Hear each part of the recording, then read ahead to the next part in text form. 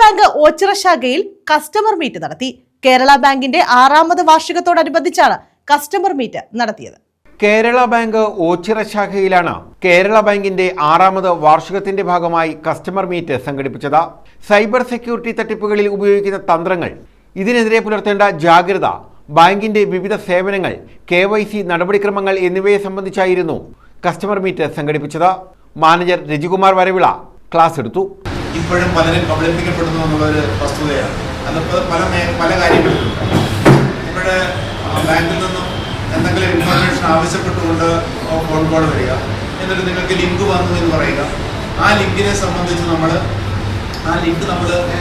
Open ചെയ്ത് കഴിയുമ്പോഴത്തേക്ക് നമ്മൾ തട്ടിപ്പിനിരയാകുന്ന ആ സംഭവങ്ങൾ, അതുപോലെ ഷെയർ മാർക്കറ്റുമായിട്ട് ബന്ധപ്പെട്ടുള്ള കാര്യങ്ങൾ, ഇതിലൊക്കെ വളരെ ബോധേഡായിരിക്കണം. അതുപോലെ ഇപ്പം വ്യാപകമായി കണ്ടുകൊണ്ടിരിക്കുന്ന ഒരു കാര്യമാണ് നമ്മുടെ ഡിജിറ്റൽ അറസ്റ്റ് എന്ന് പറയുന്ന സംഭവം.